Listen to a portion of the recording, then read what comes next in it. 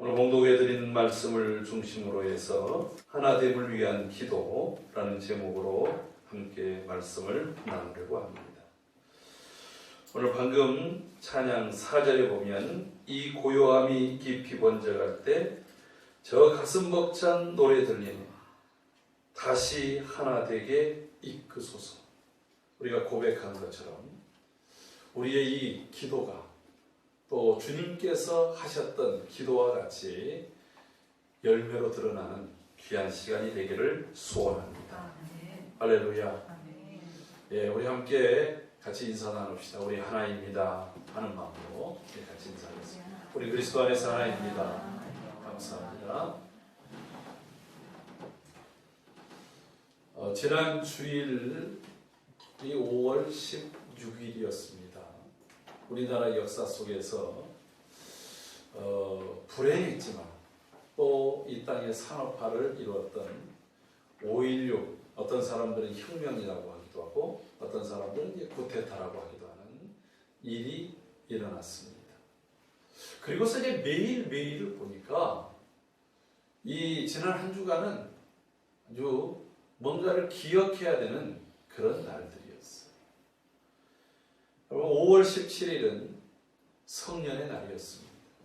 우리가 이번에 좀 실수를 했는데 이제 20살이 되어진 우리 채원이나 희근이나 이런 그 친구들에게 성년예배를 아주 축하한다, 축복한다 하면서 온갖 애정을 부렸어야 되는데 너무 정신없이 지나간 것 같아요. 성년이 되는 날. 그리고 5월 18일 날은 그날도 아픔이었지만 그 아픔이 변해서 지금은 이제 영광스러운 날이 된 이제 5.18 광주 민주화 운동. 옛날에는 5.18 사태라고도 이렇게 했다가 이것이 이 군부의 잘못된 진압 정책에 의해서 많은 양민들이 학살을 받고 그리고 또 고통을 당할 때 내 목숨을 초배같이 버리면서 이 땅의 민주화를 위해서 일어섰던 분들을 기념하는 날이었습니다. 5월 19일은 불교에서는 석가탄신일이라고 4월 음력 초파일이었습니다. 그날 많은 일들이 있었어요. 뿐만 아니라 그날은 또 발명의 날이라고 발명을 촉진하는 그런 날이었습니다. 특별히 우리나라처럼 자원이 없는 나라에서는 이러한 발명들을 통해서 뭔가 나라가 더 발전하고 또 새로운 도전을 줄 수 있는 그런 날이기를 바랬습니다. 그리고 5월 20일은 세계인의 날이었답니다. 여러분, 지금 우리나라에도 400만이 넘는 이제 외국인들이 함께 이 땅에서 한 가족으로서 거주하고 있고 얼마 안 가서 500만. 여러분, 500만이 넘어선다는 얘기는 인구의 약 10%가 바로 이제 외국인들로 함께 한 가족을 이루어서 살게 됩니다. 그 안에는 이제 다문화 가정들도 있고 또 이곳에 근로자로 오신 분들도 있고 우리 찌읒자매처럼 또 유학을 와서 함께 거주하는 그러한 분들도 있습니다. 그래서 이제는 더 넓은 마음으로 더 넓게 세계를 보고 그리고 열린 마음으로 함께 더불어서 살아감을 배워야 됩니다. 그리고 5월 21일은 여러분 아시나요? 부부의 날입니다. 둘이 하나 되는 날이라고 하는 것입니다. 제가 이렇게 쭉 열거했던 것은 사실은 5월 21일 부부의 날을 얘기하기 위해서였습니다. 여러분, 부부라고 하는 것이 무엇입니까? 서로 다른 남녀가 서로 사랑을 느끼고 고백을 하면서 한 가정, 한 몸을 이루는 것을 가르쳐서 부부라고 말합니다. 창세기 2장 24절은 이러므로 남자가 부모를 떠나 그의 아내와 합하여 둘이 한 몸을 이룰지니라 이렇게 말씀합니다. 여러분, 지금 우리 사회에 국회에 계류돼서 곧 통과되어질 것 같은 여러 법들 중에서 이 동성애, 또 뭐 비혼, 갖가지 가정에 대한 여러 새로운 그러한 도전들을 우리는 받고 있습니다. 세상이 아무리 여러 모양으로 흐른다 할지라도 성경은 가정의 첫 구성원은 남녀가 한 몸을 이루는 부부를 통해서 가정을 이루고 또 그 속에서 자녀를 낳아서 함께 가족 구성원들로 그리고 그 가문을 이루어가는 것을 기본 원칙으로 하고 있습니다. 물론 이제 또 그 가정 속에서는 때로는 마음으로 낳기도 하고 그리고 또 함께 더불어서 그렇게 살아가는 가족들도 있기도 합니다. 중요한 것은 오늘 부부라고 하는 것은 남녀가 하나님의 은혜 속에서 한 몸을 이루어 한 가정을 이룰 때 그것을 부부라고 말하고 있습니다. 여러분, 그때는 정말 행복했습니다. 그래서 아담은 이는 내 살 중에 살이요 뼈 중에 뼈라고 찬송했습니다. 그들 속에는 부끄러움이 없었습니다. 그래서 창세기 2장 25절 보니까 아담과 그 아내 두 사람이 벌거벗었으나 부끄러워하지 아니하였다. 그들이 벌거벗었지만 흉허물이 없었다라고 하는 거예요. 모든 것들을 사랑으로 대했고 모든 것들을 함께 기뻐할 수 있었습니다. 뿐만 아니라 그들이 함께 할 때는 두려움도 없었습니다. 왜냐하면 그들 속에 뜨거운 사랑이 있었기 때문에. 그래서 나중에 요한일서 3장에서도 이렇게 말합니다. 너희가 사랑을 온전히 이루라. 그러면 그 사랑에는 두려움이 없다라고 말하고 있습니다.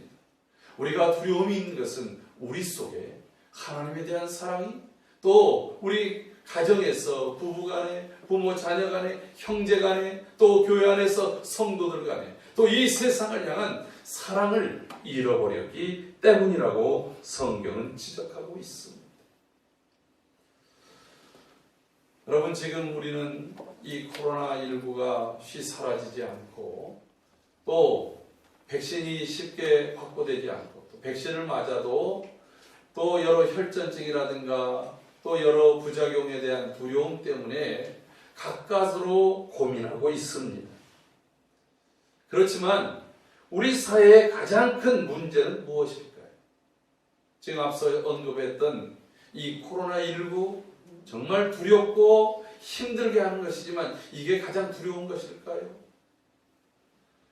백신이 확보가 부족되어져서 언제 감염될지 우리는 언제 도대체 마스크를 벗고 일상으로 돌아갈지 그것이 두렵습니까? 경기가 침체되고 집값이 폭등되어지는 것 이것이 우리 사회의 가장 큰 문제입니까? 이런 것들이 분명히 우리를 짓누르게 하는 문제인 것은 분명하지만 저는 이것보다도 더 심각한 문제는 하나 되지 못한 극렬한 분열이라고 생각합니다. 그래서 아까 우리 홍 집사님 기도하실 때도 하나님 이 땅이 분열되지 않고 모든 사람들 국민들이 하나 되어져서 이 난국을 이겨갈 수 있게 하옵소서. 오늘 성령으로 함께 통해 가지고 오늘 이 말씀대로 우리 집사님 기도했어요. 그 기도대로 이 땅에 그리고 또 각 공동체마다 우리의 가정마다 교회 안에 하나됨의 역사가 일어나기를 주의 이름으로 축복합니다. 우리나라 대통령이 지금 미국을 순방 중입니다. 코로나로 인해서 다른 데 나가지도 못하고 정상회담이 이제 이렇게 개최 약속됐던 것도 다 비대면으로 하다가 미국을 급하게 갔어요. 아마도 간 이유가 백신 확보에 대한 문제 때문에 간 모양입니다. 그런데 그 결과가 그렇게 좋은 성적을 내지 못한 것 같아요. 그러니까 저 미국에서 자신들의 그 미군 병사들과 관련을 맺고 있는 군인들에게 약 한 100만의 한 50만에서 55만 명분의 그러한 백신을 이렇게 지원해 주겠다라고 이렇게 얘기를 했다는 거예요. 얼마 전에 일본 총리 스가라고 하는 분이 미국의 첫 그 외국 정상으로는 미국 바이든 대통령하고 회담을 하러 갔는데 1억 회분, 약 5천만 명분의 그 백신을 확보해서 돌아왔다는 거예요. 그러니까 우리나라도 좀 그 정도까지는 안 되더라도 한 뭐 2천 명분이라든지 이런 좀 기대감을 가지고 갔는데 이게 결론은 초라한 성적을 내고 맙니다. 근데 더 안타까운 것은 우리나라 삼성, 현대, SK 이런 대기업들이 미국에서 꼭 필요한 바이오 그리고 반도체 그리고 또 전기차와 같은 이러한 그 산업을 투자하는 것을 약 44조 정도의 돈을 우리나라 현금을 투자한다는 거예요. 그러면 미국에 이제 그 사람들이 취업을 하고 그리고 또 경기가 활성화되어지는데 엄청난 그러한 영향을 주기 때문에 제가 이제 그 바이든 대통령이 이렇게 이제 양국 정상 간에 발표를 할 때 보니까 일부러 한국 그 기업인들을 이렇게 세워가지고 그 백악관에서 막 박수를 치게 하는 거예요. 그리고서 이렇게 미국에다가 좋은 것들을 투자해준 한국 기업인들에게 땡큐 이거 서너 번을 연발하는 거예요. 그러니까 또 우리나라에 있는 여러 방송들에서 대통령을 비난합니다. 그리고 또 참모진들을 비난합니다. 고소하게 여깁니다. 그런 걸 보면서 제가 참 마음이 아팠어요. 저는 목사이기 때문에 제 사고 구조가 굉장히 너무나도 보수적이었어요. 그래서 때로는 좀 진보적인 사람들은 어떤 생각을 갖고 있나 그분들을 이해하려고 그분들의 책도 많이 보고 그분들과 대화도 많이 하고 그분들이 주장하고 있는 것들을 들어보려고 애도 썼어요. 그러나 여전히 여러분 보수라고 하는 이 말은 기존의 가치와 진리 그리고 또 꼭 가져야 되는 그 것들에 대해서 이것을 지키고 계승하고 발전시킨다고 하는 것이 보수의 기본 이념이에요. 그러니까 성경의 진리, 성경의 가치를 지킨다는 측면에서는 저는 굉장히 보수적이에요. 그러나 진보에서 비판하는 보수들, 이 자기의 기득권만을 지키려고 하고 그리고 또 기존 전통에 매여서 다른 새로운 것들을 거부하는 이 수구적인 것에 대해서는 굉장히 배격을 합니다. 왜냐하면 그것이 전에 늘 얘기하지만 우리가 바른 전통은 죽은 자들의 신앙 같지만 전통주의로 가는 것은 살아있는 자들의 죽은 신앙이 되어버리기 때문에 그렇습니다. 우리는 날마다 하나님의 말씀 안에서 하나님이 변화라 하면 변화하는 날마다 새롭게 되어지는 삶을 추구하는 성도들이 되어야 될 줄로 믿습니다. 여러분 그런 측면에서 이 대통령과 또 이 정부가 저하고 생각이 너무 다른 부분들이 많아요. 그럼에도 불구하고 그 권한과 권력을 허용하신 분은 하나님이심을 믿기에 우리는 이 대통령과 그리고 이 정부에 대해서 함께 기도하고 그리고 마음을 같이 해야 되는데 안타깝게도 내가 반대하면 끝까지 비난하고 반대하는 이러한 모습들은 참 안타까워요. 이런 모습이 이런 대통령과 그리고 또 정부와 야당뿐만 아니라 이 국민들 사이 전체로 흩어져서 이 땅 전체가 하나 되기보다는 분열과 갈등과 분쟁으로 가득 차 있는 모습이 너무 안타깝다라고 합니다. 여러분 우리는 촛불 집회를 보았습니다. 또 태극기 집회를 보았습니다. 여러분 그 속에서 느끼는 게 무엇입니까? 그 가운데는 바른 것들을 얘기하고 그리고 바른 변화를 그렇게 촉구하는 것들도 있었지만 또 한편으로는 이 땅의 국민들이 완전히 가려서 진영으로 갈리고 이념으로 갈리고 그리고 자기의 지지하는 정치 성향으로 갈려서 신앙도 없어요. 거기는 가족도 없어요. 친구도 그 사이에서는 엄청난 분열과 갈등으로 사라져버리는 것을 볼 수 있었습니다. 여러분 그 속에서 남겨진 것들이 무엇입니까? 여러분 이 코로나 우리나라는 전통적으로 위기 때는 하나 되는 특징이 있었어요. 여러 국난이 있을 때 여러분 우리나라하고 일본하고 가장 큰 차이가 뭐냐면 일본이라는 나라는 과거 그 중세시대에 보면 항상 그 영주들이 앞서갑니다. 이끌어갑니다. 영주가 죽으면 다 끝나버리고 말아요. 영주가 죽으면 백성들은 그냥 무조건 항복하고 거기에 아주 고분고분하게 들어갑니다. 영주가 살아있을 때는 이 백성들이 목숨을 초계처럼 던지면서도 막 싸워요. 여러분, 미군이 태평양 전쟁 때 가장 고민했던 것은 이 일본 사람들이 우리 다 죽을 때까지 항복하지 않고 끝까지 싸우겠다는 거예요. 여러분, 죽음을 불사하고 싸우는 사람만큼 무서운 사람이 어디 있겠어요? 그럼 그 사람들 전체를 다 죽여야 되잖아요. 근데 갑자기 히로시마와 나가사키의 원자폭탄 2방이 딱 떨어진 순간 이 히로히토의 천황이 항복을 선언하고 나서 일본 사람이 달라졌어요. 포로로 있는 사람들이 그날서부터는 곧바로 순한 양이 된 거예요. 막 활복을 하고 끝까지 저항하고 반항하던 이 일본 군대가 이 포로로 데리고 있어도 언제 자신들을 죽일지 이게 불안해 있던 이 연합군들이 충격을 먹은 거예요. 왜냐하면 이 사람들이 고분고분 그때부터는 그냥 절도 90도로 하면서 말하는 대로 다 따르는 거예요. 이게 도대체 뭔가? 이게 진짜인가 가짜인가? 그래가지고서 이 일본인들을 연구해서 쓴 책이 베네딕토라고 하는 사람이 쓴 국화와 칼이라는 책이에요. 일본인의 양면성, 아주 칼처럼 잔인하고 국화처럼 향기롭고 부드러움이 그들에게 있다는 거예요. 근데 여러분, 우리나라는 국난이 일 때 왕들이 백성을 지키고 나라를 지키지 않았습니다. 이 왕들이 자기 목숨을 초계처럼 내놓지 않았습니다. 왕은 도망갔어요. 선조는 저 의주로, 고려시대 때는 저 강화도로 왕들은 도망다녔어요. 그런데 백성들은 힘도 없으면서 그들이 하나 돼서 나와가지고 그 왜군들과 싸우고 몽골군들과 싸우면서 온갖 고난을 온몸으로 겪었거든요. 여러분, 그러한 하나 되어짐이 이 나라 이 민족을 지킨 줄로 믿습니다.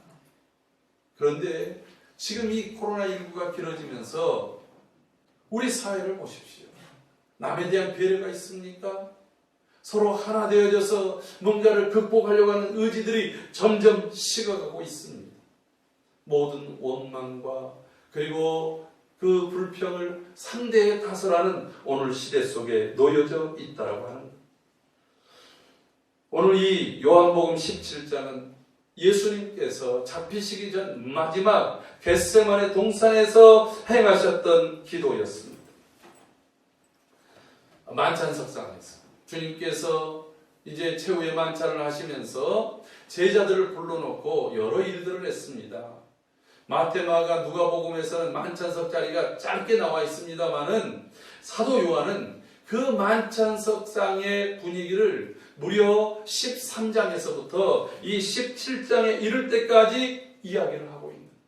그리고 그 대부분은 주님의 메시지와 더불어서 이제 마지막 기도로 결론을 내리는데 그 기도의 결론 중에 결론이 무엇이냐면 오늘 계속 반복해서 나와 있는 것, 아버지와 내가 하나인 것처럼 저들도 하나가 되어 그들도 하나가 되려 하는 것입니다. 이렇게 말하고 있습니다. 하나 되게 하옵소서. 여러분, 오늘 이 땅에 하나가 되게 하는 것, 주님의 간곡한 기도입니다. 그 기도대로 우리가 이 작은 공동체이지만 작은 공동체라도 가정이 하나 되고 우리 성도들이 하나 되고 그리고 또 우리 성도들이 간 곳들마다 하나 되어짐을 이끌어갈 때에 이 땅에 새로운 소망이 열리게 될 줄로 믿습니다. 사도 바울도 에베소서 4장 1절에서 3절에 이렇게 말합니다.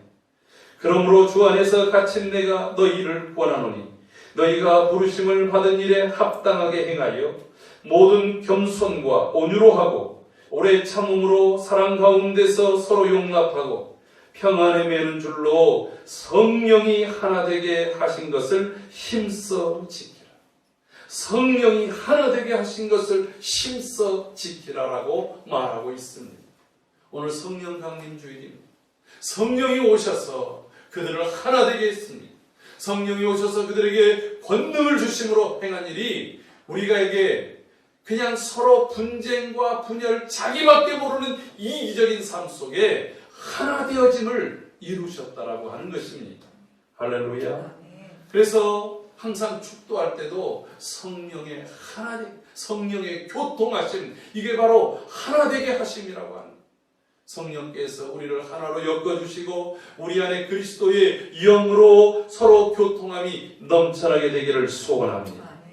에베소서 4장 13절에 이어서 이렇게 말합니다.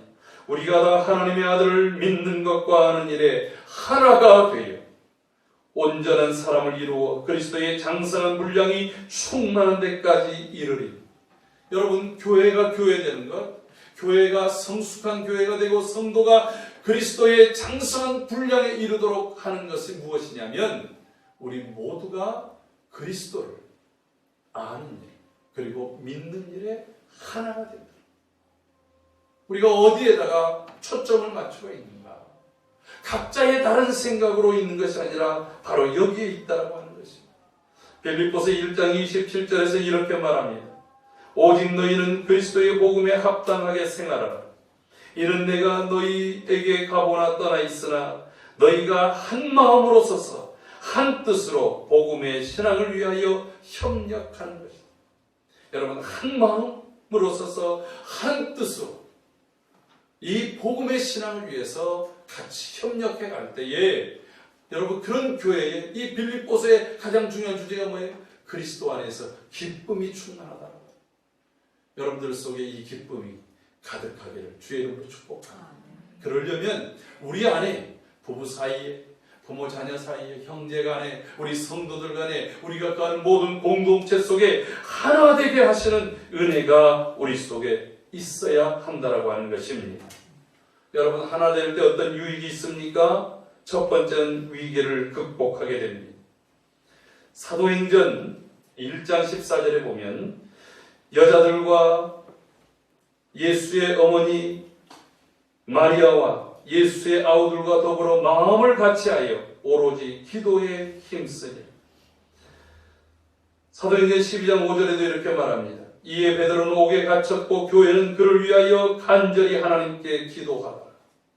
여러분, 부활전의 제자들은 마음들이 뿔뿔이 흩어졌습니다. 예수님이 십자가에 예수님이 붙잡히고 십자가에 못 박힐 때 그들은 너나 할 것 없이 다 도망쳐버리고 말았습니다. 그런데 부활하신 예수님을 목격합니다. 그리고 성령을 경험합니다. 그리고 나서 그들 속에 하나됨이 있었다는 거예요. 마음을 합했습니다. 떠나지 않고 교회가 힘을 다하여 기도합니다. 어떤 때였습니까? 베드로가 붙잡혔습니다. 야고보가 먼저 순교를 했습니다. 베드로도 붙잡혀서 옥에 갇혔고 그 다음 날이면 베드로도 순교를 당할 위기였습니다. 여러분, 그런 위기 상황 속에 교회가 한 일이 무엇입니까? 그들이 기도했다. 마음을 합해서 하나 되어져서 기도했다라고 하는 거예요. 구약 성경에도 이스라엘 백성들이 위기를 겪을 때마다 위기를 극복할 때 그들의 마음이 하나 됩니다. 여호사밧 시대에도 왕과 백성들이 마음이 하나 돼서 하나님께 부르짖고 기도했더니 하나님께서 복병을 둬서 모압과 암몬 마온 사람들의 연합군들을 물리쳤습니다. 아사와 더불어서 마음이 하나 되어 기도할 때 하나님께서 그들의 대적들을 물리치셨습니다. 여러분, 우리의 지금 이 위기의 상황 속에 우리가 마음이 하나 되고 한국교회가 하나 되어져서 하나님께 기도하고 하나님의 뜻을 구할 때에 이 위기가 백신보다 더 강력한 백신으로 나타날 줄로 믿습니다. 여러분, 하나 될 때에 그 공동체의 삶이 풍성해집니다. 사도행전 4장 32절 보니까 이런 말씀이 있습니다.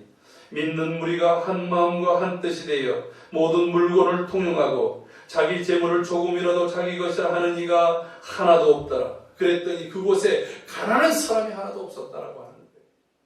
하나님의 은혜를 받고 성령이 그들 가운데 거하시면서 그들이 내 것을 내 것이라 하지 아니하고 그들이 한 마음 한 뜻이 돼서 서로를 생각합니다. 서로를 배려합니다. 약한 자를 돌봅니다. 가난한 자에게 배려를 합니다. 그랬더니 그들 속에 큰 기쁨이 있고 그들 모두가 부족함이 없는 풍성한 은혜가 있었던 것을 믿습니다. 사랑하는 성도 여러분, 우리가 하나 되어질 때 성령의 강력한 역사를 경험하게 될 줄로 믿습니다. 사도행전 4장 24절 말씀 보니까 그들이 듣고 한 마음으로 하나님께 소리 높여 이르되, 이러면서 그들이 함께 기도합니다. 그리고 31절 그 기도가 다 끝났을 때 빌기를 다음에 모인 곳이 진동하더니 무리가 다 성령에 충만하여 담대히 하나님의 말씀을 전합니다. 할렐루야. 여러분, 그들이 함께 마음이 하나 되어 기도하다가 성령이 120명의 성령을 받았을 때 베드로가 대표로 설교합니다. 그날 3,000명의 사람이 구원을 받습니다. 그 이후에 5,000명의 사람들이 돌아옵니다. 그 다음에는 이렇게 말합니다. 바로 이 4장 이후에 더 많은 무리가, 여러분 3,000명, 5,000명보다 더 많은 무리가, 그 중에서는 제사장들의 무리, 그리고 예수님을 극렬히 반대했던 사람들이 변화되어져서 주님께로 구원으로 돌아오는 성령의 강력한 역사를 경험할 수 있게 된 줄로 믿습니다.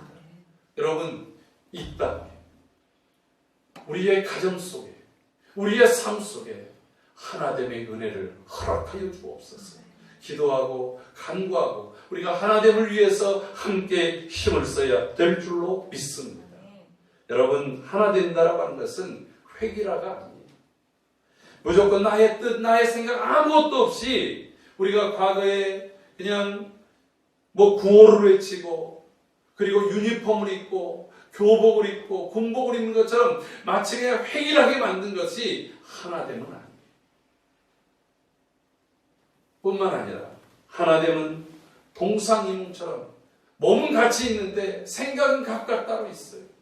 제가 전에도 말씀드렸죠. 한 지붕 안에 여러 세 사람이 살고 있어도 각각 문을 닫고 들어가면 딴 세상이고 그리고 딴 세계예요. 서로 다른 사고, 서로 다른 추구점, 서로 다른 그런 가치를 가지고 있는 것이 아니라 가족이라고 하는 것은, 여러분, 우리가 단순히 혈연으로 맺어진 것이 아니라 우리 안에 구심점이 있어야 돼요.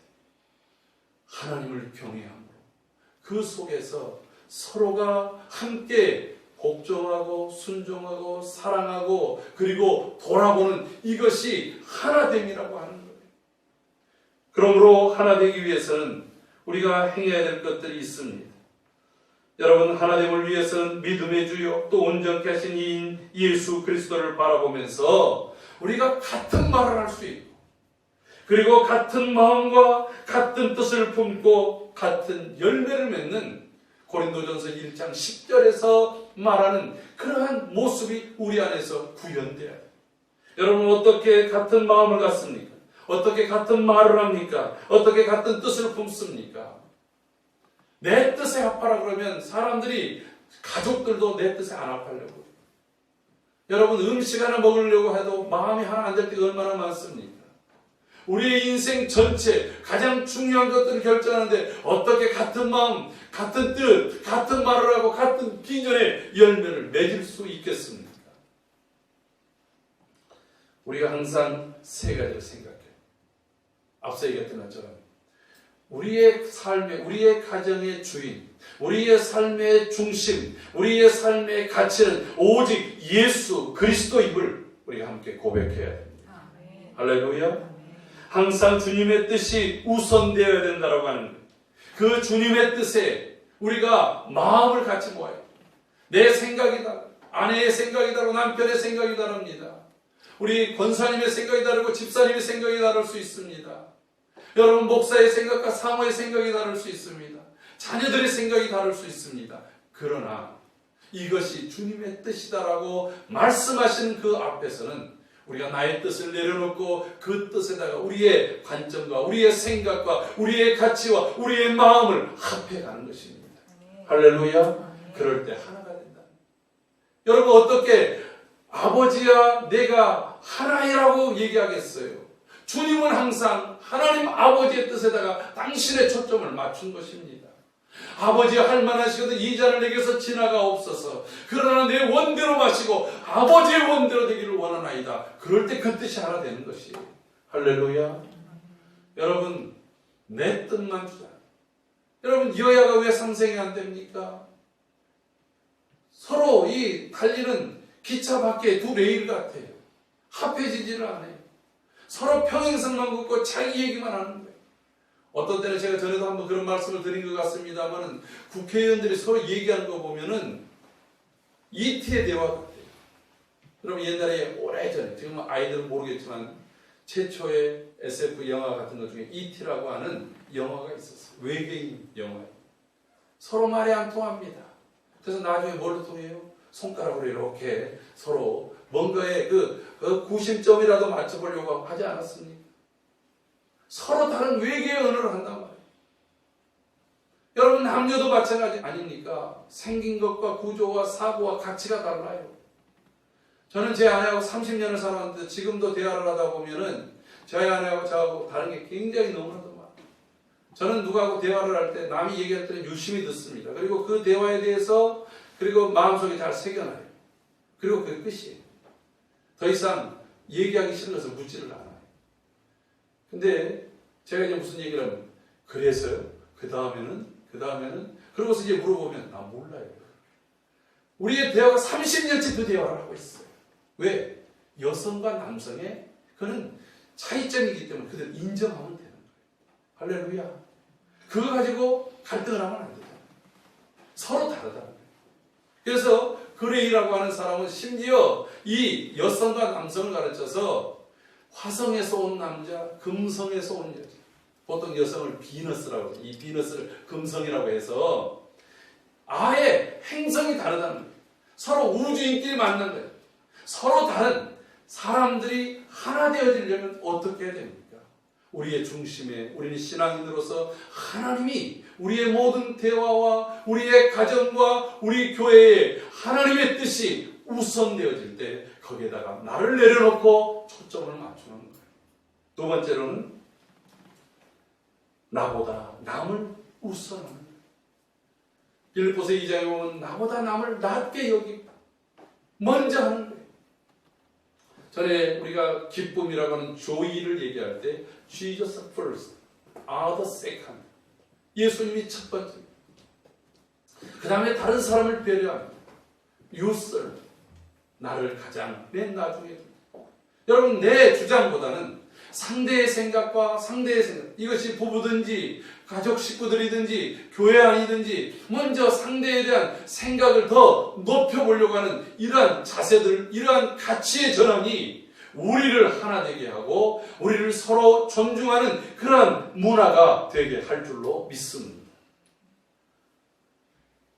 세 번째로는 그 일에 사랑과 그리고 희생으로 존경으로 함께 대한다는 거예요. 여러분 에베소서 5장에서 부부에 대한 얘기를 할 때 이런 얘기를 합니다. 남편들이여 아내를 사랑하십시오. 어떻게 사랑하냐면 그리스도가 교회를 사랑해서 자기를 희생한 것처럼 사랑하십시오. 아내들이여 남편들에게 복종하시고 또 존경하십시오. 마치 교회가 그리스도에게 복종하듯이 그렇게 하십시오. 여러분 이 두 가지는 서로가 이 사상을 잘 가지면 돼요. 너 하나님께서 남편들아 희생하면서 아내 사랑하라고 했잖아. 이렇게 말하지 말고 남편들이 그 말을 받아라. 아내들에게 남편들이 성경에 보니까 그 교회가 그리스도께 복종하라고 하듯이 너도 나에게 복종해야 돼. 이렇게 하지 말라는 거예요. 그건 아내들이 받으라는 거예요.